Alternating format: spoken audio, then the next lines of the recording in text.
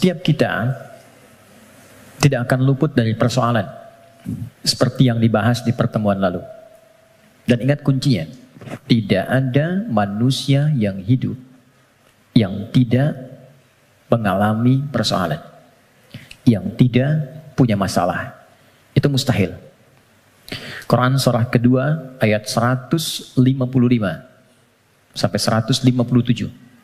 Allah menegaskan, saya sedikit menyingkat apa yang telah dibahas di pertemuan lalu. Walanabluwannakum bisyai. Setiap yang hidup pasti aku akan uji dengan beragam ujian kehidupan. Perhatikan cara menerjemahkannya. Untuk meningkatkan kualitas hambaku melalui ujian itu. Jadi, posisikan ujian adalah sebagai tes dari Allah yang menjadi fasilitas bagi kita untuk meningkatkan kualitas kehidupan. Itu poinnya. Ragamnya kata Allah bisa banyak. Minal khauf, kadang ada kegelisahan, kekhawatiran akan apapun. Kekhawatiran di rumah tangga, kekhawatiran di pekerjaan, kekhawatiran di kehidupan sosial, dan lain sebagainya. Wal ju', rasa lapar, apapun bentuknya. Wa naqsim minal amwal, harta berkurang. Ada hal-hal yang biasa kita nikmati menjadi tidak kita dapati. Wal anfus, diuji dengan penyakit sampai ada yang menggoncang jiwa, bahkan sebagian kerabat mungkin yang paling dekat dengan kita meninggalkan kita dan wafat. Wathamarat, ada hasil kerja keras yang telah kita titi sekian lama ternyata diambil oleh orang lain. Wabasyiris sabirin, dan berikan kabar gembira. Ternyata desain ujian itu akhirnya kebahagiaan. Jadi kalau kita menjalani semua apa yang Allah ujikan kepada kita itu dengan benar, itu endingnya itu bahagia. Endingnya kebahagiaan, kenyamanan, ketentraman, kedamaian. Jadi desain yang kedua, masalah kehidupan itu disiapkan oleh Allah bukan ingin membuat kehidupan seorang hamba bermasalah, tapi untuk satu, meningkatkan kualitas kehidupannya. Yang kedua, menghadirkan kebahagiaan sejati yang mengiringi aktivitas hidupnya. Untuk logika yang pertama, supaya mudah dipahami, bukankah setiap anak-anak kita yang belajar di sekolah harus melewati ujian sebelum dia lulus?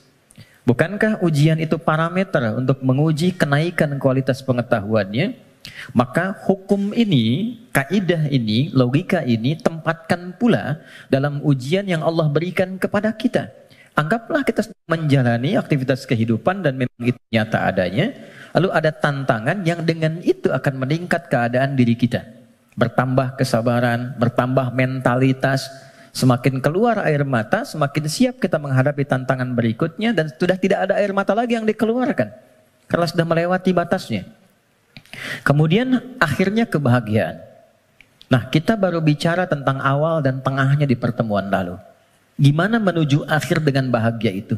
Memanage satu persoalan yang orang lihat dengan masalah, kita melihatnya sebagai jalan menuju kebahagiaan. Oke, itu cara pertama untuk kita menyikapi terlebih dahulu. Jadi memosisikan persoalan kehidupan apapun bentuknya. Ya. Kadang selalu disebutnya dengan masalah gitu kan. Padahal Allah menyebutnya dengan tes, ujian.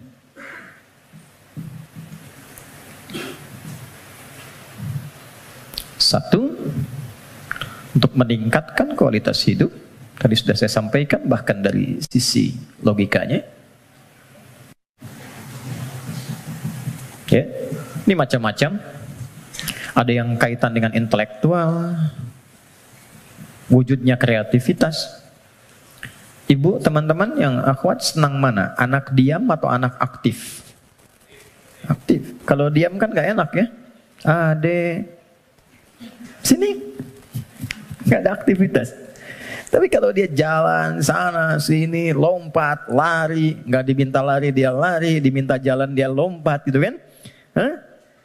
Aktivitas itu bukankah menstimulus orang tuanya untuk banyak melahirkan kreativitas?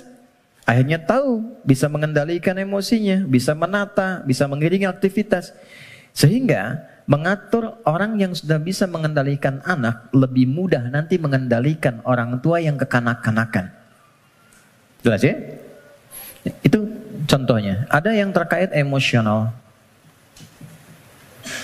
Ada yang terkait dengan spiritual.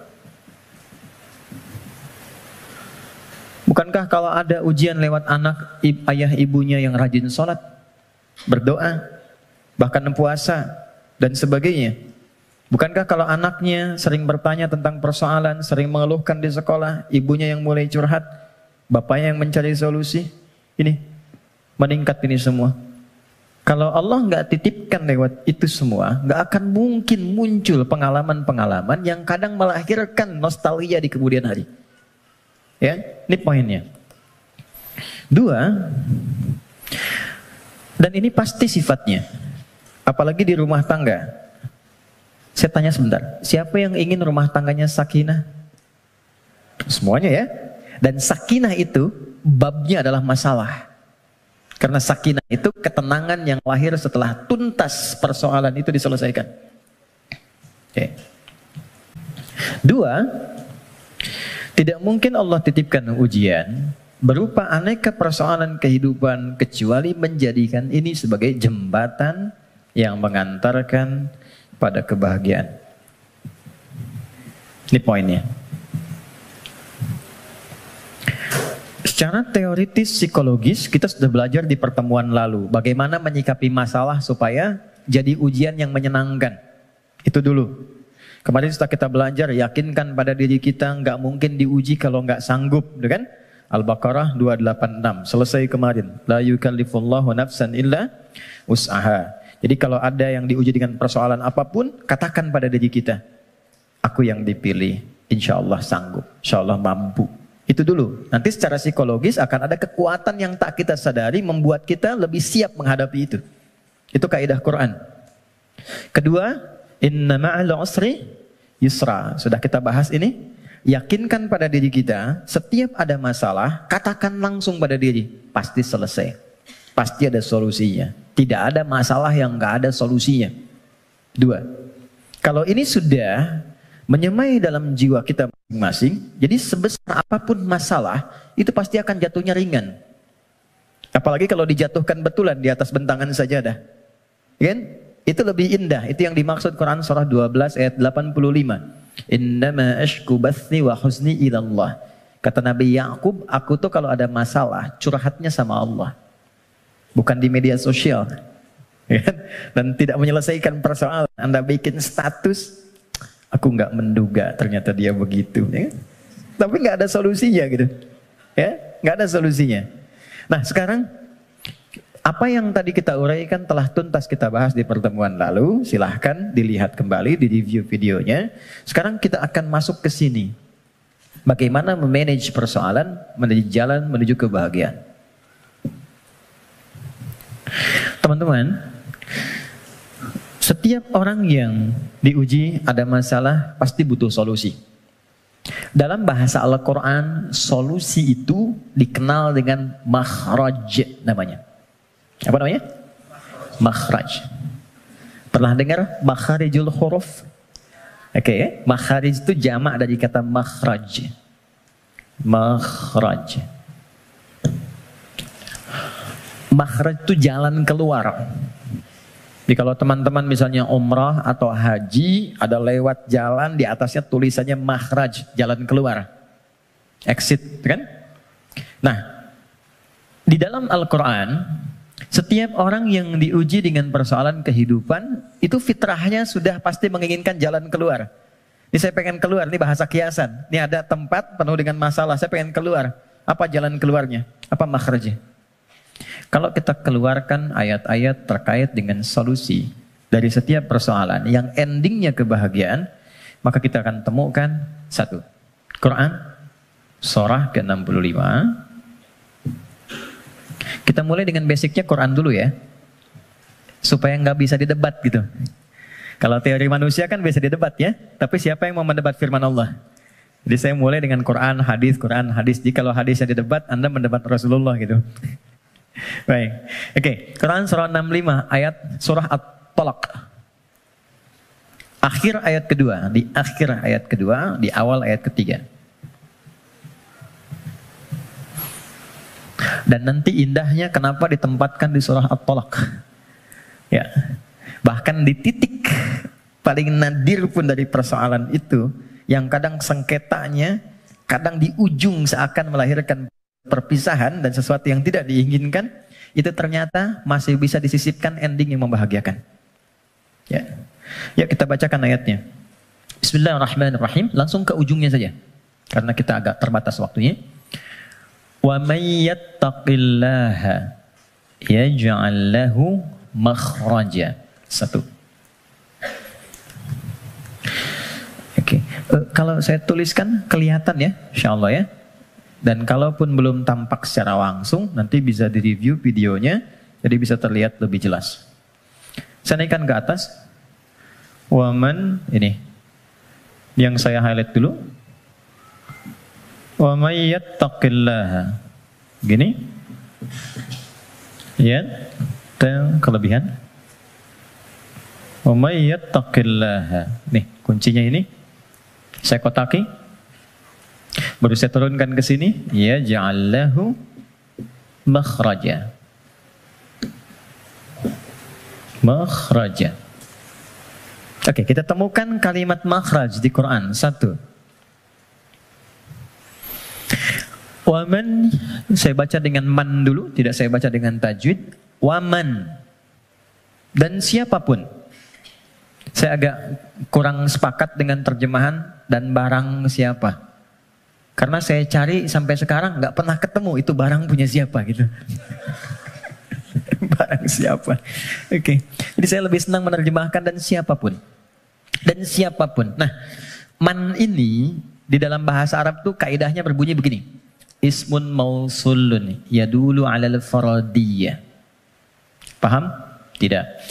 Man, konjungsi yang menunjuk kepada objek, kadang subjek, tapi dia menunjuk secara personal, tapi sifatnya luas. Jadi tawarannya berlaku secara personal setiap kita, tapi bersifat terbuka. Jadi kalau ada kata man di Quran, itu Allah sedang berbicara kepada kita, posisikan secara personal. Setiap kita itu sedang dikhitab, ditawari langsung oleh Allah. Dan tawarannya terbuka. Mau laki-laki, perempuan, besar, kecil, tua, muda, siapapun. Kalau ini kemudian disandingkan dengan kata makhraj, yang tadi kita sepakati makhraj itu solusi, jalan keluar. Lawan dari solusi, masalah kan? Ujian kan? Jadi satu kata man saja sudah memberikan kesan bahwa tidak ada satu pun di antara kita, bahkan saat ini di ruangan ini, yang tidak punya persoalan. Setiap kita. Tuh, wajahnya udah kelihatan tuh. Setiap kita pasti punya masalah. Kan? Apapun jenisnya. Tapi kata Allah, siapapun Anda, ketika mendapati ujian dari persoalan itu, aku sudah siapkan solusinya. Dan kalimatnya menggunakan ja'ala loh. Ja'ala itu nggak main-main, lekat. Jadi seakan Allah ingin katakan begini, setiap aku titipkan ujian untuk meningkatkan kualitas hidupmu, saat yang bersamaan, ini sudah ada solusinya. Jadi berbarengan dengan itu, ada masalah, ada solusi. Ada problem, ada jalan keluar. Tinggal sekarang, cara kita bagaimana menemukan jalan keluar itu bukan hanya merasakan persoalannya. Jadi diberikan persoalan itu untuk mencari lewat itu solusi yang telah Allah sandingkan tadi. Dan cara mencari itu ujungnya adalah ini, kebahagiaan. Apa jembatannya? Kalau jembatan itu di tengah atau di ujung? Selalu di tengah. Ada dua yang terpisahkan, tengahnya jembatan. Di sini persoalan, di sini solusi. Apa jembatannya? Kita cari yang pertengahan di sini. Waman awalnya, yaj'allahu makhraja, ujungnya. Tengah-tengahnya, yattaqillah. Takwa kepada Allah.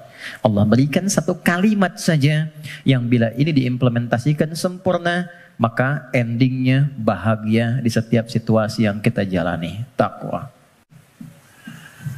Kalimat yang mudah untuk diucapkan dan butuh tantangan ketika dijalankan. Saya tidak ingin mengatakan sulit, karena nggak ada yang sulit yang Allah berikan. Yang sulit itu manusianya, bukan caranya. Oke, jadi kita sudah dapatkan katanya. Kalau ada persoalan, ujian apapun dalam kehidupan, maka kalau ini ingin cepat dituntaskan oleh Allah dan endingnya bahagia, maka solusi pertamanya apa? Takwa. Oke, satu dulu. Dua, apa itu takwa? Karena di sini kita punya dua pembahasan. Topik pertamanya tentang definisi yang jelas apa itu takwa. Yang keduanya kenapa pakai ya di sini. Nanti ini yang di akhir kita akan tutup sebelum kita diskusi. Teman-teman, takwa itu singkatnya, definisi yang paling singkat dan mencakup adalah membangun hubungan baik dengan Allah. Itu cara cepatnya. Wa may yattaqillaha, siapa yang mampu mendekati Allah dengan baik. Oke, sekarang kita terapkan logikanya. Kalau kita punya persoalan, bukankah kita akan berkonsultasi kepada orang yang kita duga mampu menyelesaikan masalah kita? Ya kan? Bukankah kalau Anda punya masalah di handphone, Anda akan datang ke counter handphone? Bukankah kalau ada orang punya masalah di kendaraannya, dia akan datang ke bengkel yang sesuai dengan kendaraannya? Oke, artinya kita akan merujuk kepada objek itu ketika dipandang dia mampu menyelesaikan masalah yang kita hadirkan. Sekarang, pertanyaannya, siapa yang mampu menuntaskan dan maha memiliki solusi dari semua masalah yang ada di muka bumi? Bukankah Allah? Bukankah yang punya solusi Allah? Yang punya harta Allah? Yang punya ilmu Allah? Karena itulah kita sering minta kan? Ya Allah, ya Allah, ya Allah. Pertanyaannya, apakah setiap yang meminta itu punya hubungan baik dengan Allah? Anda punya masalah. Lalu Anda ingin kontak teman, minta bantuan. Tapi hubungan Anda nggak baik, dikontak nggak temannya? Tapi yang paling aneh, masih dikontak kan? Ya kan? Dan nggak berharap apa-apa gitu. Dan biasanya orang yang tak punya hubungan baik, walaupun dia mengontak, biasanya harapannya kosong. Mau dibantu nggak apa-apa, mau nggak dibantu nambah kesel. Kan nggak punya hubungan baik gitu kan? Oke, nah sekarang problemnya, apakah setiap orang yang minta kepada Allah itu, maaf, punya hubungan baik gak dengan Allah? Karena sifat Allah itu gak mungkin diminta kecuali diberi. Gak mungkin dimohon kecuali dikabul. Itu ada di Quran surah kedua ayat 186. Paling kiri sebelah bawah di mushaf standar. Wa idza sa'alaka 'ibadi 'anni fa inni qarib ujibu da'watad da'i idza da'an. Itu kalimatnya. Jika ada hambaku Muhammad SAW bertanya kepadamu, berkonsultasi untuk mendekat kepadaku, ingin datang kepada Allah. Biasanya kalau motif hamba datang kepada Allah itu biasanya dua. Satu pengen minta sesuatu, yang kedua mau bertobat. Umumnya begitu. Umumnya. Nah, sebelum datang Allah sudah memahami karena Maha tahu sifatnya. Maka Allah jawab, ujibu da'watad da'i idza da'a. Katakan padanya, nggak usah lelah, aku sudah memahami sebelum dia datang. Wah, itu secara psikologis hebat sekali. Kalau Anda bertanya, Mas Dimas, mana ustadznya? Kok jam 10 belum datang? Iya nih, kayaknya nggak jelas ustadznya datang apa enggak. Dengan jawaban kedua, ustadz sudah dekat, sebentar lagi tiba. Mana yang menenangkan? Jawaban pertama atau kedua? Kedua. Maka Allah mengatakan, sebelum engkau tanya, katakan Muhammad pada mereka SAW, aku dekat. Setelah itu apa? Aku akan kabulkan apapun yang hambaku minta, sepanjang itu maslahat untuknya. Jadi setiap permohonan itu dikabul. Dan jawabannya menggunakan ya. Lalu kembali kepada saya jadi ujibu. Aku akan jawab kapanpun itu yang sesuai dengan kebutuhan dia. Ya, karena sifat doa itu gini. Sifat doa itu mengabulkan apa yang dibutuhkan, bukan memberikan apa yang dimintakan. Karena Allah itu maha pengasih. Gak mungkin Allah ngasih kepada sesuatu yang membahayakan. Ya, kadang kalau memang betul itu maslahat buat Anda, minta, Anda butuh diberi seketika. Tapi kalau sekarang Anda belum siap, mungkin diberikannya 2 tahun, 3 tahun, 4 tahun. Nabi itu minta kiblatnya pindah dari Masjidil Aqsa ke Ka'bah. Kapan dikabulkannya? Setahun 8 bulan. Bayangkan seorang Nabi, Rasul, manusia terbaik, minta sama Allah, nggak langsung dikabul. Setahun 8 bulan baru dikabulkan.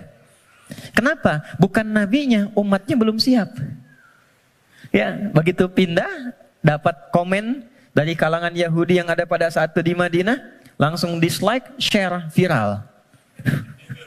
Nggak ada yang subscribe satupun. Ya, yang ada nanti malah konflik. Jadi begitu sudah siap, sudah paham dengan esensi sholat, sudah mengenal Allah lebih dekat, baru dikabulkan. Kadang-kadang, maaf ya teman-teman, apa yang sekarang kita dapatkan, boleh jadi itu doa sekian bulan, atau bahkan tahun yang pernah dimohonkan dulu. Cuman kadang-kadang, sebagian hamba tidak menyadari itu, karena itu syukurnya telat. Gitu. Ada yang ketiga, ini yang lebih dahsyat. Allah mengganti apa yang diinginkan dengan apa yang dibutuhkan. Seperti pernah saya sampaikan, Anda punya anak, anaknya sakit, konsultasi ke dokter, ini yang terbaik untuknya jeruk. Pulang dari rumah sakit, dia merengek minta apel. Mama, apel, apel, apel. Ini nak, jeruk. Nggak mau apel. Ini jeruk rasa apel. Itu yang terbaik, gitu kan? Oke, kadang-kadang Anda minta motor, dikasihnya mungkin sepeda. Kadang Anda minta mobil A, dikasihnya mobil B. Kadang Anda mengajukan proyek A, dikasihnya proyek B. Yang ini nggak masuk, yang ini dapat. Jadi sifat doa, itu kalau dimohonkan, diberikan. Kalau nggak cocok di dunia, diberikan di akhirat. Itu sudah janji. Karena itu kita masih ada iman akhirat, jadi masih punya harapan. Yang bahaya itu kalau nggak punya keyakinan tentang akhirat, dia nggak punya harapan. Jadi meninggal aja. Kalau kita masih punya harapan, makanya kita belajar ilmu tentang alam kubur, ilmu tentang akhirat, pengetahuan tentang surga neraka. Kenapa? Supaya memunculkan harapan. Ya, sebab kalau ditanya nanti, kalau meninggal kemana, punya jawaban. Kalau orang yang nggak tahu itu ditanya kemana, meninggal ya meninggal aja. Kalau meninggalnya kan sama-sama meninggal. Halo? Ya, baik. Nah sekarang problemnya adalah, bisa ada orang minta, tapi nggak terkabul gitu. Nggak dapat. Apa problemnya? Maka saya kisahkan hadis Nabi. Teman-teman, thumma dzakara ar-rajula yutilu safara ash'atha aghbara. Nabi mengisahkan seorang lelaki yang menempuh perjalanan panjang. Safar. Sifat safar, ingat ya, sifat safar itu cepat mengabulkan doa. Jadi kalau teman-teman sedang safar, kalau dari segi jarak tuh di atas 82 km dari segi jarak. Tapi kalau dari waktu tempuh yang merubah zona waktu lah setidaknya. Ya, jadi kalau kita misalnya dari sini mau ke Palembang, Papua, Lampung, safar. Tapi ingat, safarnya menuju tempat yang baik. Ya, ini mau safar ke Makau, safar ke Las Vegas misalnya, itu bukan safar namanya. Memang jalan jauh tapi bukan dalam konteks yang dibenarkan. Nah, orang yang menempuh perjalanan jauh dalam rangka kebaikan, apalagi diniatkan ibadah, maka berpotensi mengabulkan doa di setiap titian perjalanannya. Maka alih-alih banyak foto dan bikin status, saran saya, isi dulu dengan doa. Isi dulu dengan doa. 2, yamuddu yadaihi ilas sama, dia mengangkat tangannya ke langit gini. Saya tidak bermaksud mengajarkan, hanya share saja. Biasanya begini yang mudah untuk dilakukan. Kalau Anda angkat telapak begini, ada garis kan ya? Ada garis ya? Nah, yang paling mudah itu begini, satukan garisnya. Ini, lalu di sini letakkannya. Nanti ada babnya, semakin tinggi dan luas permohonan, biasanya semakin diangkat semakin terbuka. Seperti doa istisqa, minta hujan. Doa istisqa itu begini. Nanti ada di khutbah Jumat, misalnya khatib begini. Ya, sebetulnya tidak diatur secara spesifik, yang penting ngangkat. Tapi umumnya riwayat mengatakan ngangkat dekat ke dada. Saya yang praktekkan begini. Nah, singkatnya, hadis sahih mengatakan orang yang mengangkat tangan dengan berdoa itu lebih cepat intinya dikabulkan dibandingkan dengan yang diam. Innallaha hayyun karimun. Allah itu maha mulia dan sangat merasa malu kalau seorang hamba mengangkat tangannya tidak dikabulkan doanya. Itu jawaban dari Nabi kepada seorang sahabat yang bertanya, "Ya Rasulullah, kalau ada seorang hamba mengangkat tangan dan memohon kepada Allah, apakah dikabulkan?" Kata Nabi, "Bagaimana menurutmu jika ada temanmu minta kepadamu sambil menengadahkan tangannya begini? Ya, Mas Sandian, tolong sesuap nasi aja." Kalau nggak ngasih malu kan? Maka kata Nabi, Allah lebih malu karena sifat rahimnya, lebih malu kalau hambanya mengangkat tangannya lalu dia tidak memberinya. 2. 3, ini kunci cepat. Fayaqulu ya Rabb, ya Rabb. Lalu dia bermohon dengan al-asma'ul husna. Cara ketiga, kalau doa ingin cepat dikabulkan, mulai dengan al-asma'ul husna. Nggak perlu semuanya. Pilih satu nama yang sesuai dengan permohonan yang kita ajukan. Contoh, Allah punya berapa nama? Ya, yang dihitung 99. Itu yang disebut dengan Al-Asma'ul Husna. Quran surah ke-17 ayat 110. Ulidu'ullaha. Kalau engkau punya persoalan, kata Allah, sebut namaku minta. Awid'ur Rahman. Sebut namaku sang pemberi tanpa batas. Maha kasih yang luas. Ayyamma tad'u, tapi kalau engkau ingin spesifik, falahul asmaul husna, pilih satu nama yang sesuai dengan kebutuhanmu. Contoh, Anda minta untuk dilapangkan rezeki. Sebut ya Allah, Allahnya dulu. Allah, ya Razzaq. Ya Allah, ya Razzaq. Ya Allah sang pemberi rezeki. Anda belajar atau anak Anda belajar, ingin diberikan keluasan ilmu. Ya Allah, ya Alim. Pilih salah satu. Nabi Zakaria ketika bermohon kepada Allah, manusia itu berkata, kamu punya keterbatasan, gak mungkin punya keturunan. Maka beliau menyebut nama Allah sang pemberi tanpa batas. Namanya Ya Wahhab. Disingkat dengan Hab.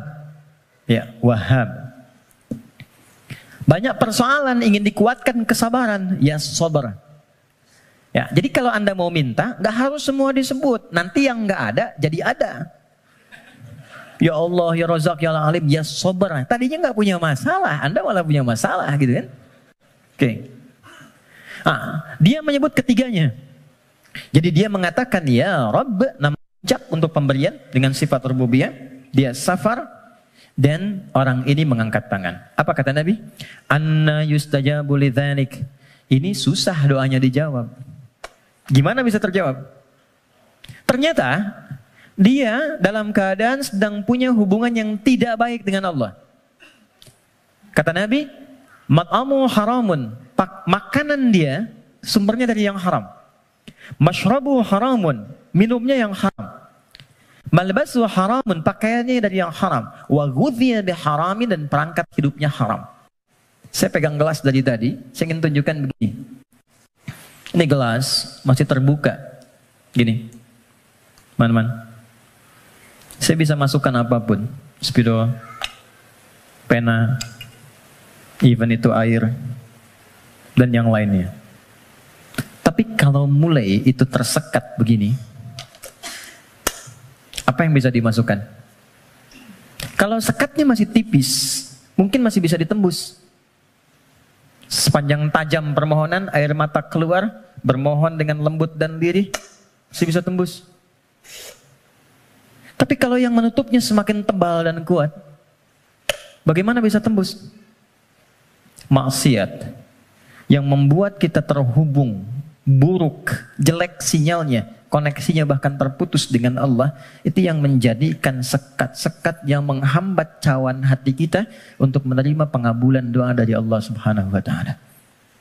Maka tadi saya katakan di awal, bagaimana ada orang punya hubungan yang kurang baik dengan Allah, saat yang bersamaan dia berani meminta. Bersyukurnya Allah punya sifat Rahman dan Rahim yang masih menampung permintaannya dan mengabulkan. Cuman hamba itu yang harus membuka sekatnya dulu supaya pengabulan itu bisa masuk ke dalam dirinya.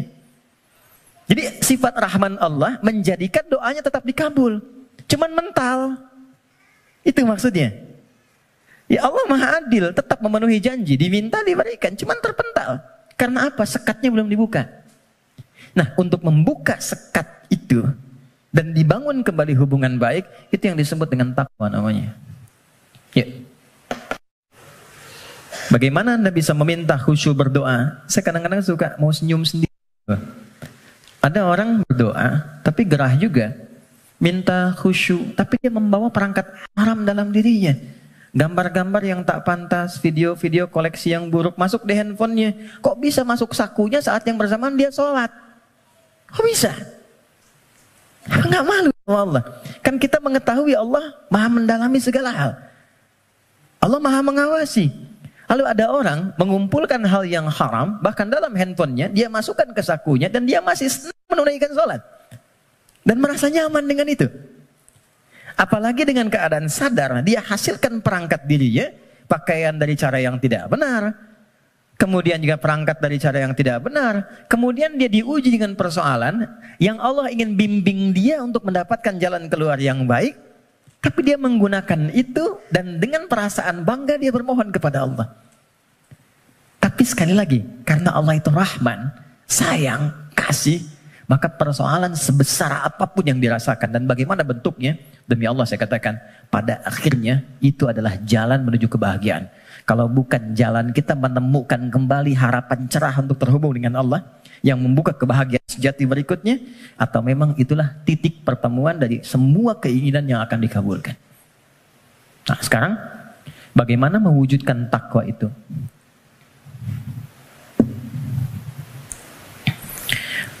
Teman-teman, halo? Kenapa serius begitu? Tenang ya, tenang. Nah, baik. Sekat ini terhambat karena ada penyebab.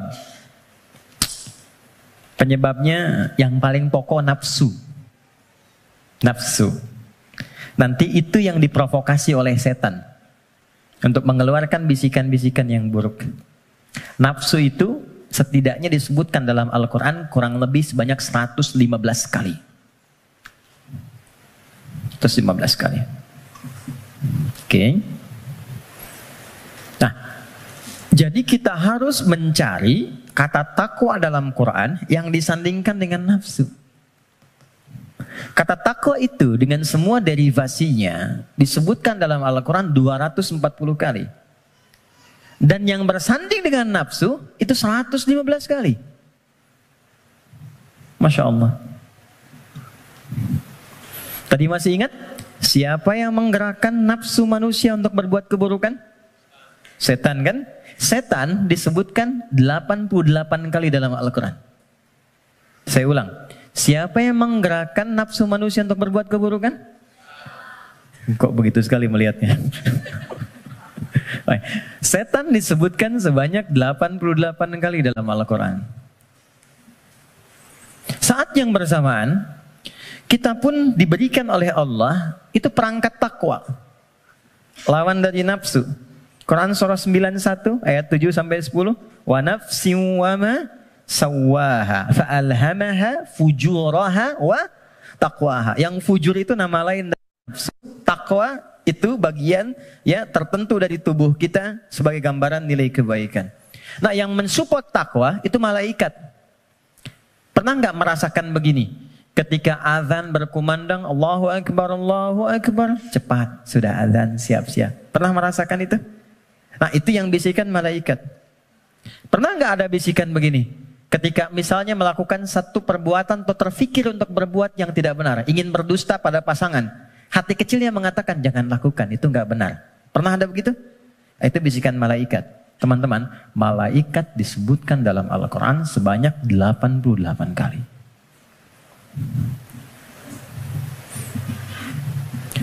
Jadi ini automatically bekerja secara bersamaan terus. Jadi kita baru bangun tidur aja, udah ada pengaruh begitu. Ya, harus cepat mengambil keputusan. Di mana yang mau diambil? Makanya itu Nabi mengatakan istafti qalbak. Kalau kita ingin memutuskan sesuatu, tautkan diri kita dengan Allah, ambil isyarat dari jiwa takwa kita. Ini. Dari 115 kali ini yang disandingkan dengan nafsu, maka keluarlah di situ rumusan-rumusan amal soleh, ibadah yang menjadi jalan sekaligus jembatan yang menghubungkan kita dengan Allah. Apa diantaranya? Jazakallah khair. 2, 3, 4. Ya, kita pelan-pelan ya. Buka Quran surah kedua. Ini bagian terakhir kita untuk materi pengantar. Surah Al-Baqarah. Oke. Ayat 1 sampai 5. Quran surah 2 Al-Baqarah ayat 1 sampai 5. Ayat 1-nya pembuka, ayat 2 sampai 4 itu jembatan takwanya, ayat 5 adalah ending kebahagiaannya. Oke. Ya, kita mulai. Pembukanya Allah sampaikan Alif Lam Mim. Aku akan berikan informasi dari firman-Ku yang mudah untuk dipahami, mudah untuk dibaca, mudah untuk diamalkan, semudah engkau mengucapkan alif, lam, dan mim. Alif yang keluar di lisan, a dari rongga di sini, lam sampai di lidah, mim sampai di bibir. Semudah engkau berucap, semudah itu pula Quran bisa dibaca, dipahami, dan diamalkan. Dzalikal kitabu la raiba fi. Tapi engkau mesti yakin, kalau ingin mendapatkan manfaat dari Quran ini, engkau mesti yakin tanpa ragu terhadap apa yang akan aku sampaikan dan mengamalkan apa yang aku bimbingkan di dalamnya. Teruskan. Dzalikal kitabu la raiba fihi hudal lil muttaqin. Isi Al-Quran aku telah siapkan menjadi pedoman kehidupan, petunjuk hidup untuk semua kegiatan yang mengiringi bagi orang takwa. Muttaqin itu jamak dari kata taqi. Taqi itu satu orang. Quran surah ke-19 ayat 12 sampai 15. Ya Yahya khudhil kitaba biquwwah wa atainahu al-hukma sabiyya wa hananan min ladunna wa zakatan wa kana taqiyya. Jadi kalau taqi satu orang. Ya. Misalnya Mas Doni punya anak Hamzah yang bertakwa satu orang. Diberi nama Hamzah At-Taqi. Hamzah aku harapkan jadi insan yang bertakwa. Misal. Kalau banyakan itu berubah namanya menjadi muttaqin. Kalau menjadi objek muttaqin, jadi subjek muttaqun. Kata Allah, aku telah siapkan isi Quran sebagai pedoman berkehidupan. Objeknya siapa? Untuk hamba-hambaku yang mencoba meningkatkan takwa. Apa jembatan, amalan untuk mewujudkan sifat takwa itu, menjadi orang takwa itu? Teruskan ayatnya. Nah, ini poinnya. Ayat 3. Alladzina yu'minuna bil ghaib wa yuqimunas shalah. Oke, satu. Teman-teman lihat baik-baik, disebutkan dengan kata alladzina. Saya pernah sampaikan di banyak pertemuan. Alladzina disebutkan sebanyak 1080 kali dalam Al-Quran dan menunjuk pada semua objek tanpa batas, siapapun. Bedanya dengan man, kalau man itu sifatnya personal tapi terbuka. Kalau alladzina sifatnya komunal dan terbuka kepada semua langsung tanpa kecuali. Seakan Allah ingin mengatakan, hei, kalian ingin jadi orang takwa, aku buka kepada siapapun. Aku tidak batasi untuk si fulan. Takwa itu bukan definisi untuk ustaz saja, untuk kiai, habib semata, tidak. Siapapun. Ya, Anda mau profesi A, profesi B, sepanjang Anda manusia, Anda bisa menjadi kalangan orang takwa. Saking kasihnya Allah, semua diberi kesempatan yang sama, tanpa beda. Syarat pertama, kata Allah, alladzina yu'minuna bil ghaib. Orang takwa itu cirinya, dia berusaha meningkatkan imannya. Kalau di terjemahan teman-teman lihat beriman kan? Tapi kalau kita lihat dari karakter gramatikal bahasa Arabnya, pakai ya di situ bentuknya jama'un, yu'minun, ya itu bentuknya. Kalau kita tarik ke dalam bahasa Inggris misalnya bentuk present, continuous, and future. Ada progresif, kontinuitas. Jadi kalau kita menemukan satu kata ada ya-nya, artinya di situ ada usaha terus meningkatkan sampai kapanpun. Alladzina yu'minuna, orang takwa itu, dia bukan sekedar beriman. Kalau sekedar beriman, baru beriman amanu namanya. Amanu itu baru beriman. Oke? Tapi kalau dia mau menerus meningkatkan imannya supaya lebih kuat, maka berubah katanya dari amanu menjadi yu'minun.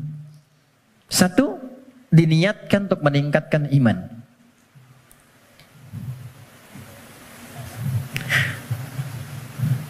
Ilustrasinya begini. Tadi subuh jam berapa? 4 lewat berapa? 4 lewat 8. Ada lagi yang lain? 4 lewat 5, 4 6, 48. Kita ambil 48 ya. 4 lewat 8. Allahu Akbar, Allahu Akbar. 4 lewat 8. Begitu dipanggil, Allahu Akbar, Allahu Akbar, bangun. Sadar ada panggilan, siap-siap untuk menunaikan salat. Jam 4 lewat 8 dipanggil, jam 4 lewat 8 bangun. Itu namanya iman standar.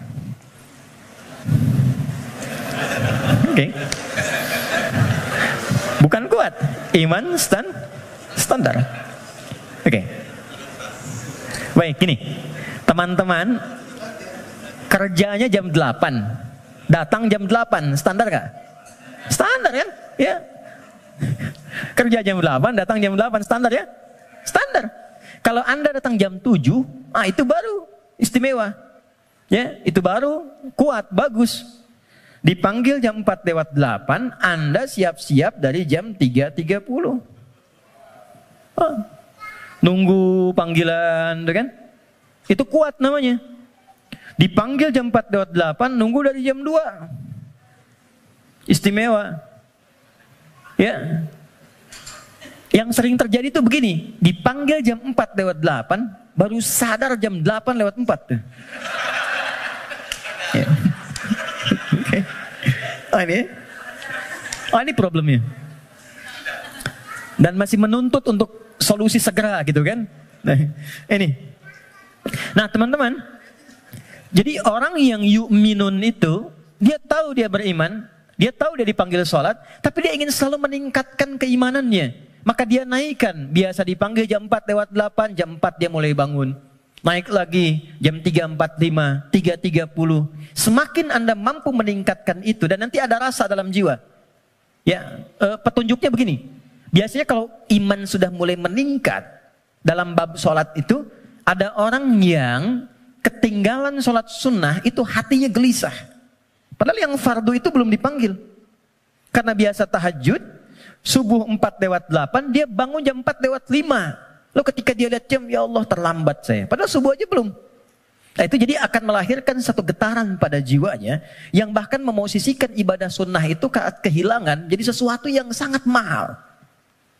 Kalau yang ini yang standar, atau ini yang di bawah standar, kadang-kadang terlambat sholat fardu pun biasa aja. Nah ini, ya. Nah ini yang dimaksud yu'minun.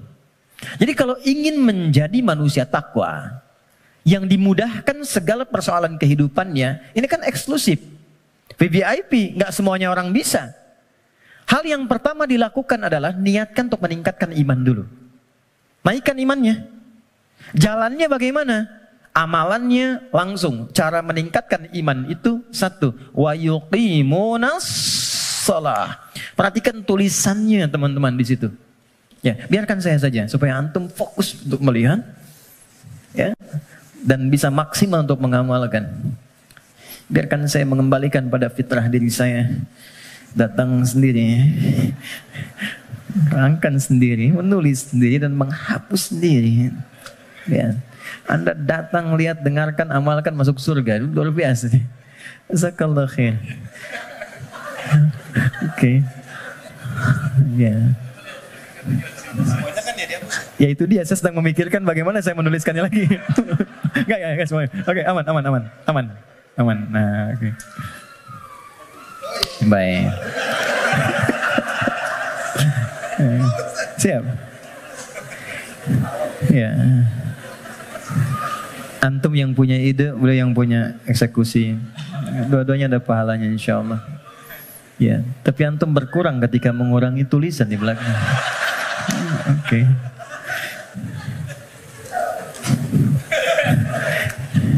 Satu, salat. Ya, sebentar. Oke.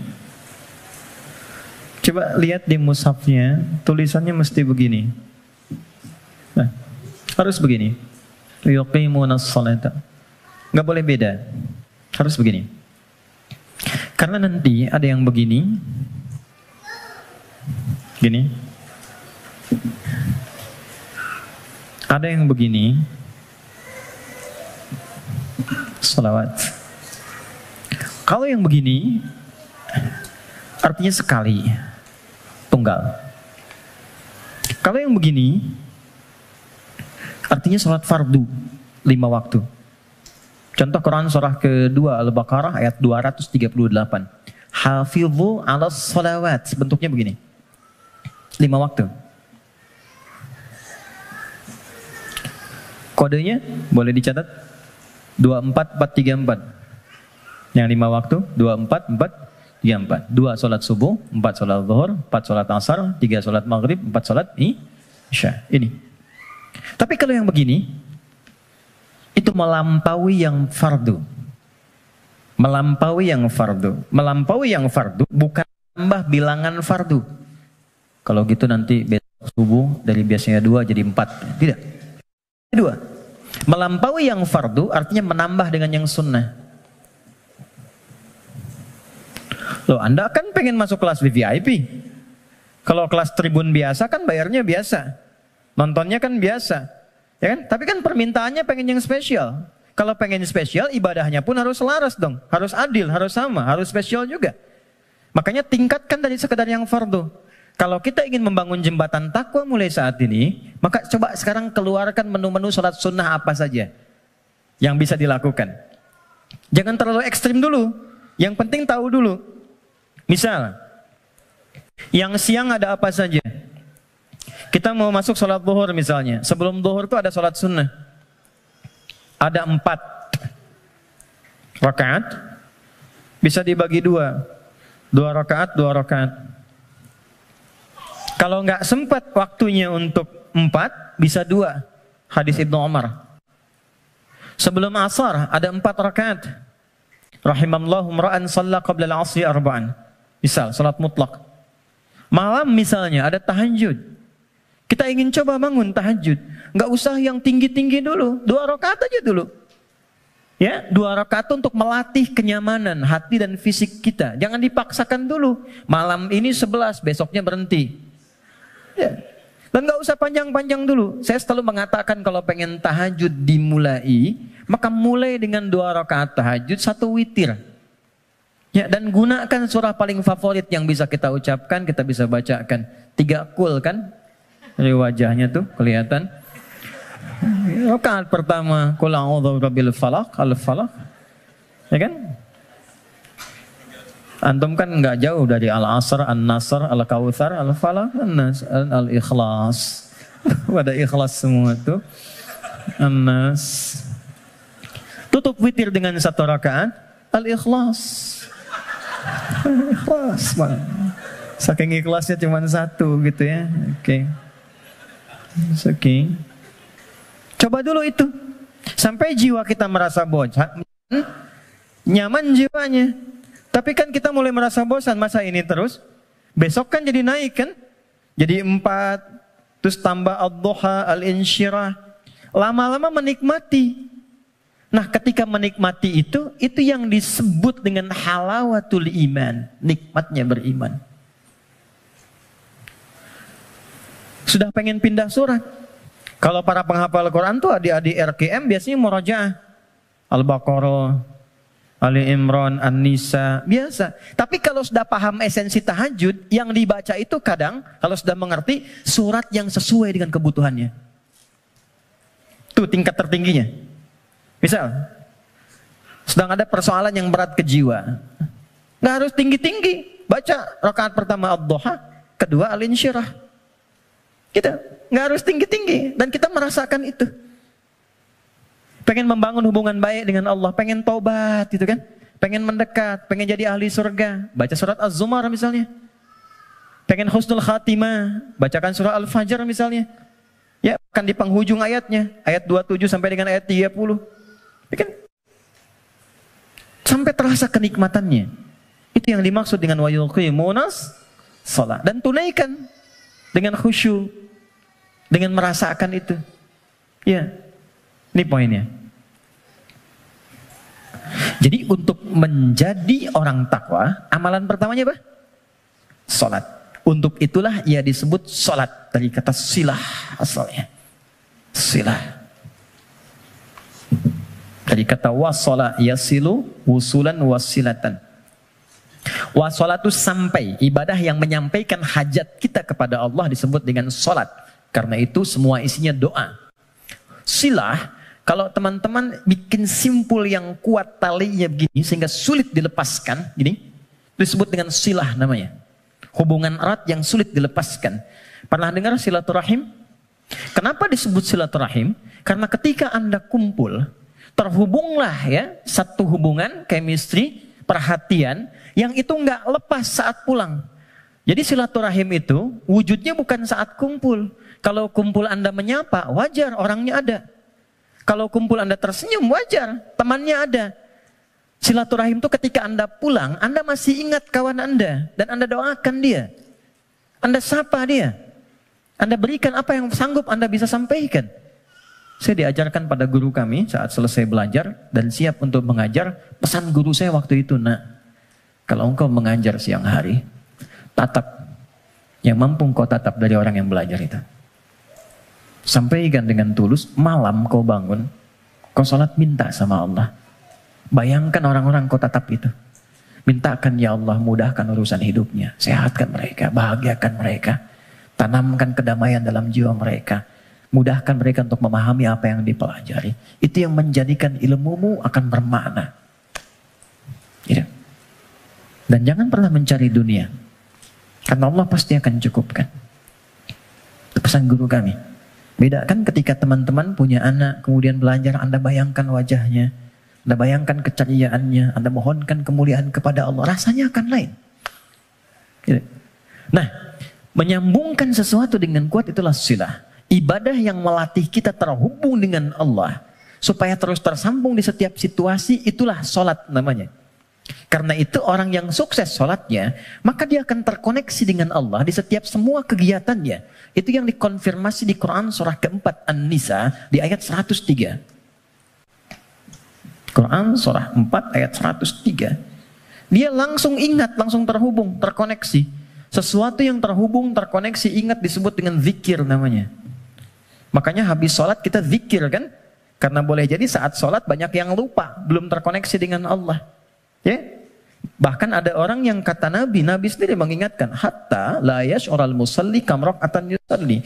Ada orang yang bahkan gak sadar berapa rakaat sedang menunaikan sholatnya. Waktu subuh tadi berapa rakaat sholat? 2 ya? Ada yang 1 loh. Ada yang 3 loh. Karena tak ingat. Lupa. Kalau lupa kan suka gak ingat. Kan? Nah, فَإِذَا قَضَيْتُمُ الصَّلَاةَ, kalau Anda telah tuntas mengerjakan sholat, فَاذْكُرُوا, maka sholat yang telah Anda kerjakan itu akan mengoneksikan diri Anda dengan Allah. Qiyaman, dalam aktivitas berdiri. Jadi kalau orang benar sholatnya, dia berdiri itu ingat Allah. Jalan, aktivitas dalam berdiri. Jalan ingat Allah. Kalau jalan ingat Allah, mau pakai kendaraan, mau jalan kaki, gak akan sombong. Karena merasa setiap aktivitas berjalannya diawasi oleh Allah. Keluar dari sini tak akan pernah tertukar alas kaki. Keluar dari masjid gak akan ada yang ketukar sendal. Karena ingat Allah. Mustahil orang ingat Allah, lantas dia misalnya menggunakan alas kaki orang lain. Mustahil. Ya Allah, mana? Ya Allah. Oh, ini, astagfirullah, lupa. Pakai aja. Dia pakai yang paling bagus. Padahal dia ke masjid gak pakai sendal. Tuh. Sekarang kreatif. Maksiat tuh udah banyak kreatifnya sekarang. Dia Anda bayangkan, orang berbuat maksiat aja makin kreatif sekarang. Jadi kenapa Anda berbuat baik minim kreativitas? Munculkan. Fadhkurullaha qiyaman wa qu'udan wa 'ala junubikum. Maka duduk pun ingat Allah. Makanya dia bekerja depan komputer, nggak ada yang bisa menambahkan nol, merubah proyek dan sembarangan, tanda tangan di tempat yang tidak jelas. Itulah sholat. Nah, ini yang saya katakan di awal. Takwa itu amalannya jembatan yang menghubungkan kita dengan Allah. Tandanya sudah ada ketenangan. Jadi kalau sholatnya sudah enak, akan ada perubahan pada perilaku. Ya, tenang, nyaman, damai. Maaf teman-teman, saya ingin konfirmasi yang tadi saya sampaikan. Yang menjadikan seseorang tergerak berbuat maksiat sehingga mudah diprovokasi setan, itu apanya tadi? Nafsunya kan? Nah, nafsu itu punya dua karakter. Ketika memberikan bisikan keburukan, ammaratum bisu, Quran surah 12 ayat 53, wa ma ubarri'un nafsi innan nafsa la'ammaratum bisu, bentuknya dua. Satu, bisikan syahwat yang didorong pada perbuatan-perbuatan yang disebut dengan fahsya namanya. Fahsya itu bentuknya penyimpangan syahwat. LGBT, homoseksual, ya, pornografi, porno aksi, kata-kata jorok dan sebagainya, itu fahsya namanya. Nah, semakin bagus salatnya, itu akan terkontrol, ditutup itu. Jadi merubah perilaku lebih baik. Tekan. Yang kedua, ada keburukan, was-was dari nafsu yang dimanfaatkan setan untuk berbuat tindakan-tindakan yang diingkari langsung oleh bagian tubuh kita. Nggak sepakat bagian tubuh kita. Biasanya nafsunya dari perut dan akal. Mencuri, merampok, gibah, bikin hoax, menipu dan sebagainya. Sesuatu yang diingkari secara langsung disebut mungkar namanya. Jadi ada fahsya, ada mungkar. Maka konfirmasi ini ditetapkan oleh Al-Quran di surah ke-29 di ayat ke-45. Quran surah 29 ayat 45. Perhatikan semua simpul hubungannya. Utlu ma uhiya ilaika minal kitab wa aqimis shalah. Innas salata tanha 'anil fahsya wal. Jadi mengerjakan amalan takwa pertama dengan menunaikan sholat itu bisa mencegah nafsu supaya tidak liar, tidak keluar fahsya, tidak keluar mungkar. Kalau sudah yang buruknya ditekan, maka muncul lawannya yang baik. Nafsu ditekan, takwanya naik. Manusia kan cuman begitu. Ya, yang keluar di lisan itu kan cuman dua. Kalau bukan kata-kata baik, kata-kata buruk kan. Kalau buruknya nggak ada, baiknya keluar. Kalau pulsa kebaikannya banyak, dia yang keluar. Tapi kalau buruknya banyak, baiknya kosong, buruknya naik, baiknya tertekan. Itu aja. Itu yang dimaksud al-imanu yazidu wa yantaqis. Yazidu bitta'ah, yantaqis bil maksiat. Kalau bermaksiat, naik buruknya. Kalau bertaat, naik baiknya. Ini konfirmasi awal. Maka nafsu dengan sholat bisa ditekan, maksiat bisa dihilangkan, sekat bisa dibuka. Dibukalah sekatnya. Ini. Pelan-pelan.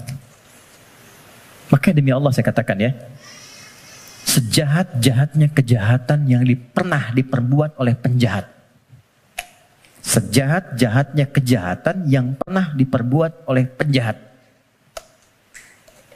Itu akan sirna dan tuntas dengan menunaikan sholat yang benar ditunaikan.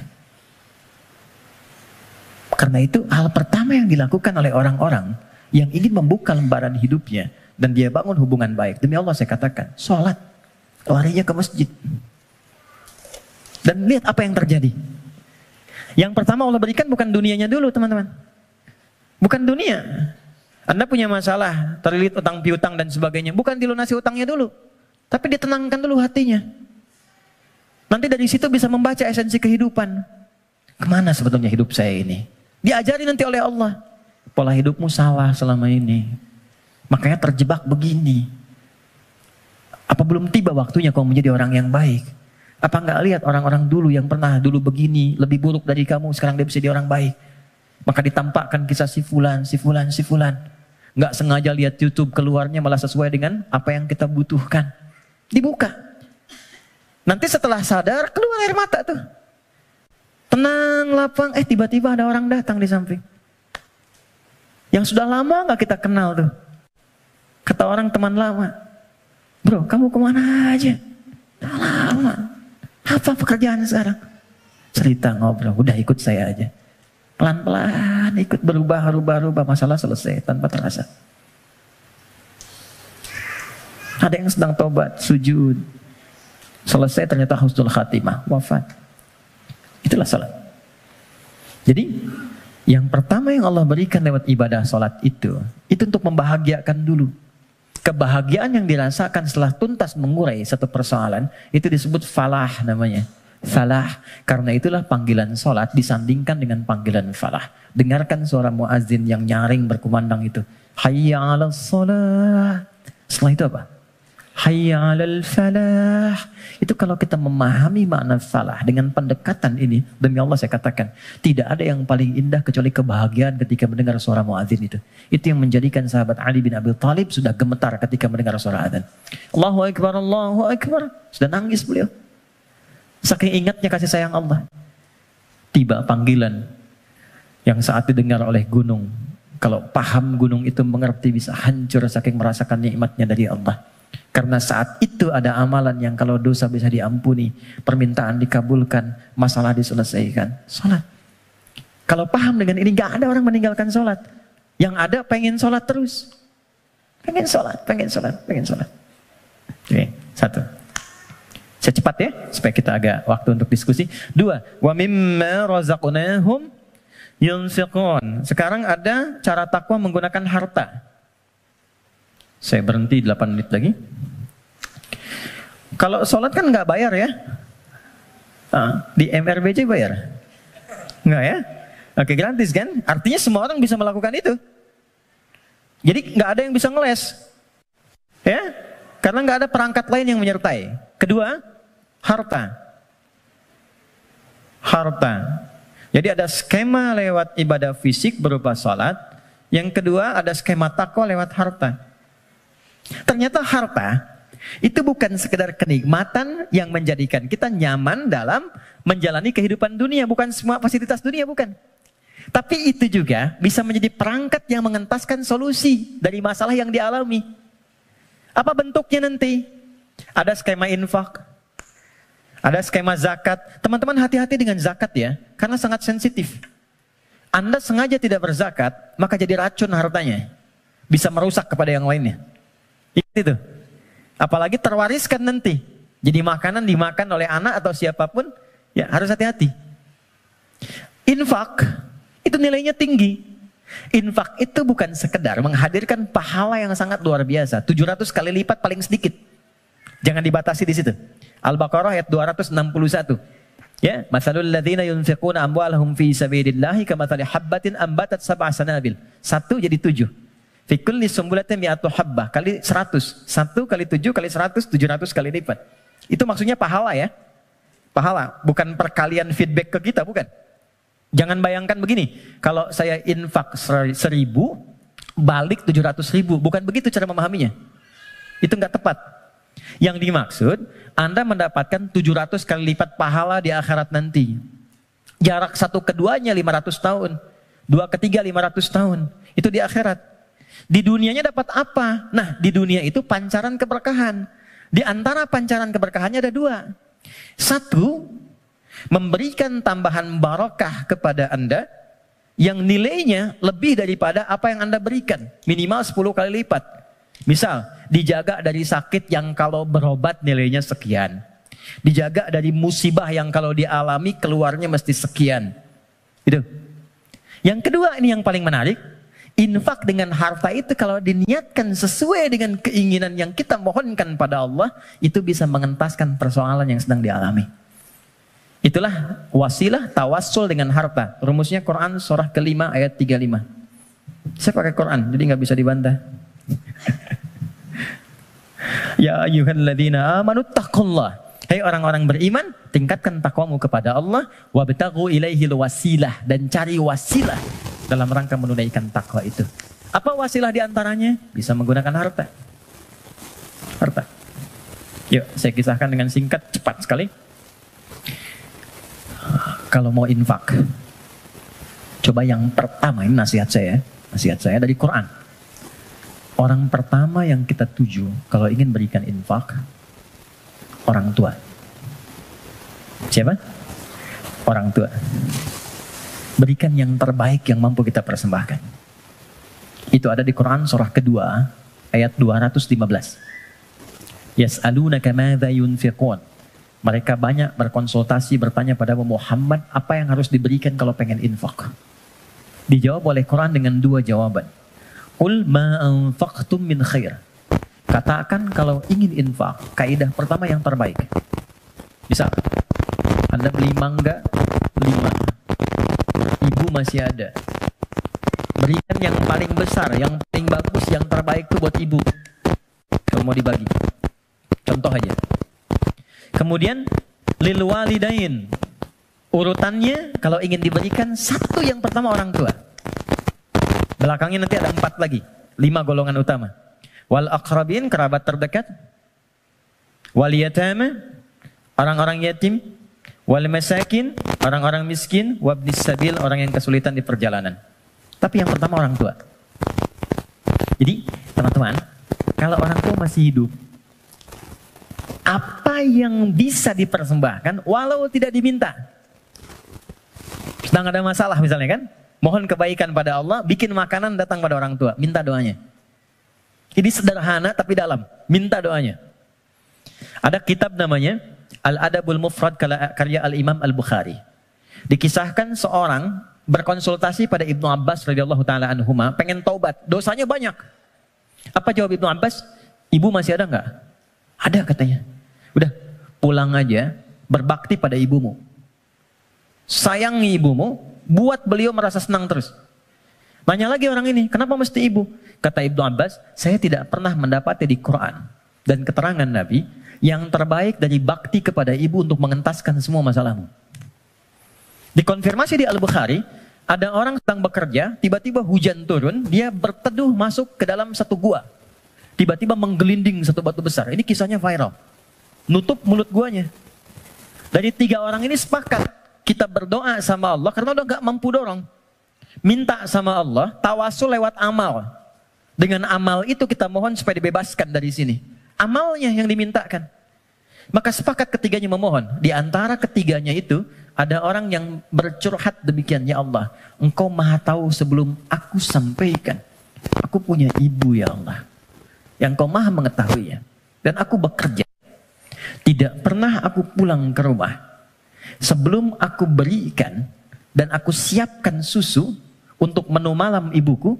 Dan tidak pernah aku tidur sebelum aku minumkan sendiri susu itu di mulut ibuku. Satu kali, begitu beliau pulang, ibunya sudah tertidur. Maka, beliau tetap membuat susu, dipegang itu susunya sampai ibunya bangun. Dan ibunya sudah sepuh, jadi nggak sadar kalau anaknya itu sudah lama datang, sudah lama nunggu dan berdiri. Ibunya belum merasa tidur, bangun, saya minumkanlah susu itu kepada ibunda tercinta, tanpa pernah cerita sedikit pun bahwa aku sudah berdiri lama di samping beliau. Diminumkan, baru tidur. Ya Allah, jika memang ini menjadi wasilah dari amalku yang bisa menjadikan kami terbebas dari kungkungan batu ini, mohon bebaskan kami dari kungkungan batu ini. Demi Allah, begitu didorong sedikit, keluarlah. Menggelinding. Dan ibu nggak ada batasnya. Cari. Termasuk saya sekarang gitu. Saya kalau mau belajar tuh saya niatkan, ya Allah, untuk memuliakan ibu. Masih hidup.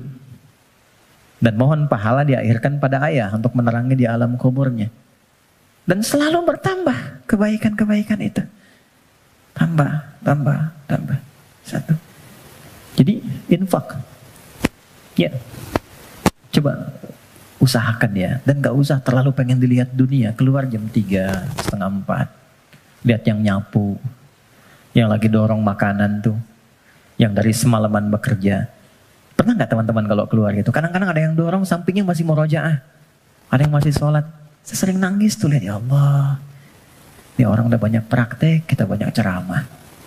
Ya, lu datang, kita cuma sampaikan nitip ya, itu baru lihat aja sudah nangis. Ya Allah, terima kasih Pak. Ya Allah, mudah-mudahan Bapak rezekinya lancar ya Pak. Sehat ya Pak. Mudah-mudahan semua keluarganya baik-baik ya Pak. Itu ya Allah. Memberi sedikit tapi dapatnya banyak gitu. Itu berharga banget. Yang terakhir Quran. Walladzina yu'minuna bima unzila ilaika wa ma unzila min qablik. Nah, dekati dengan Quran. Ya, saya lihat banyak anak-anak tuh ya. Dekatkan dengan Quran. Walaupun anak-anak yang belajar Qur'annya, antum akan dapat berkahnya. Akan dapat kenyamanannya, ketenangannya. Coba tuh, yang di RKM tuh, ya, yang meluangkan waktu dan sebagainya. Memang awalnya lelah. capek. Tapi ketika nggak ada libur, ada yang hilang tuh.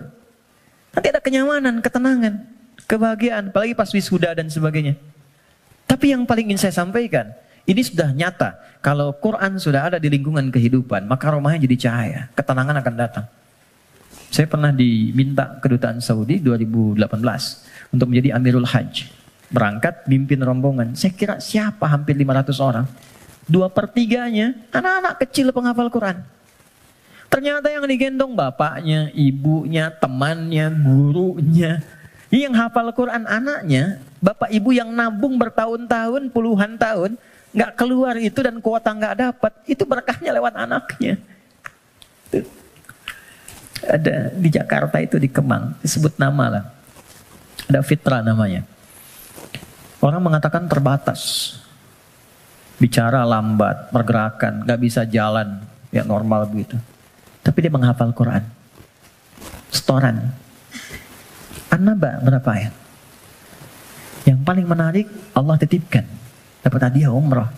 Berangkat dengan ibunya. Ibu udah nabung, udah segala rupa. Gak punya biaya. Demi Allah, sampai di Madinah. Sampai di Mekah. Dari sejak Madinah sampai tawaf di Ka'bah itu, di Mekah. Ibunya gendong anaknya. Padahal sudah kami kirimkan santri dan juga mutawif untuk gendong itu. Ibunya nolak. Enggak. Bu, ibu kan yang mengandungnya, udah bawa dia. Kenapa sekarang masih digendong juga? Justru saya bersyukur kepada Allah dengan adanya fitrah ini. Dialah yang telah membawa saya ke sini. Maka biarkan saya menggendongnya sebagai syukur saya kepada Allah. Tidak. Jadi jangan melihat anak Anda punya kekurangan. Gak ada. Anak itu semua istimewa. Jangan lihat fisiknya. Jangan lihat perilakunya. Ada keistimewaan yang Allah titipkan di dalamnya. Boleh jadi keberkahan itu di anak Anda. Solusi itu di anak Anda. Bukankah Anda kadang punya masalah lihat anak jadi tenang lagi? Pulang dari kantor lihat anak merajaah, anak menunggu, anak memanggil, Anda ceria lagi. Dekatkan mereka dengan Quran. Gak ada yang paling indah kecuali Anda pulang dari pekerjaan. Dibuka. Anak Anda yang 4-5 tahun tiba-tiba mengatakan, Amma yatasa'adun anin naba'il azim. Anda lihat dari belakang. Demi Allah, kecuali Anda mengejarnya. Nunggu di belakang. Anda peluk dia. Dan keluar air mata itu. Gak ada yang paling indah. Dan itu mahal. Apalagi ketika anak Anda telepon, Papa. Dia gak bisa berkata-kata. Kenapa nak? Aku telah selesai hafalan 30 juz. Udah. Kontrak sebesar apapun gak akan bisa membeli itu. Jatuh Anda sujud. Kharru sujada. Sujud. Takwa itu simple. Takwa itu sederhana. Terakhir, saya tutup. Wabil akhirati hum yuqinun. Jangan larut dengan masalah dunia. Ya, sehingga menjadikan Anda meratap. Dan Anda tidak move on dengan kehidupan berikutnya. Ini sebentar, bukan cuma Anda yang punya masalah. Orang lain punya masalah juga. Apakah kebahagiaan yang banyak di masa lalu menjadikan Anda lupa dan habis dengan kesulitan yang hanya sekejap di masa kini? Ada masalah baru 5 menit, Anda hidup udah 50 tahun. Anda lupa dengan kebahagiaan 50 tahun, sehingga habis dengan masalah yang 5 menit. Ingat, kita akan pulang. Kata Allah, bil akhirati hum yuqinun. Ya, yakin dengan akhirat, kalau nggak dapat di sini, di akhirat pasti diberikan. Maka ayat kelimanya, orang yang mampu menerjemahkan takwa dengan kiat-kiat tadi, ulaika ala hudam mir rabbihim wa ulaika humul muflihun. Maka ia akan selalu lekat dengan petunjuk dan lindungan Allah dan kebahagiaan melekat dalam titian kehidupannya. Maka kita teruskan kembalikan dan kita akhiri dengan Quran surah ke-65 di akhir ayat kedua, di awal ayat ketiga yang sudah dibalik tadi di belakang. Ya, kita katakan wa may yattaqillaha yaj'al lahu makhraja. Semakin takwa ditingkatkan, salat naik, infak bertambah, kepada orang tua baik, Quran ditambah, sehari 1 ayat jadi 10 ayat, 1 halaman 1 juz, yakin dengan akhirat, yaj'al lahu makhraja. Terakhir, wa yarzuqhu min haitsu la yahtasib. Bahkan nanti pada titik tertinggi, rezeki pun Allah antarkan tanpa sulit dia mencarinya. Sekejap datang. Saya tutup, wa may yattaqillaha yaj'al lahu min amrihi yusra. Kalau sudah semakin tinggi takwanya, maka diringankan semua ujian hidupnya. Bukan gak punya masalah. Ingat, bukan gak punya masalah. Tapi setiap akan dialami, diringankan dulu sehingga dia merasa seakan tak ada masalah. Padahal dia menghadapi hal yang sama. Ada dua orang berhadapan dengan persoalan yang sama. Yang satu nggak ada masalah, yang satu merasa sulit. Kenapa? Karena yang satu sudah mendapatkan keringanan dari Allah Subhanahu wa Ta'ala.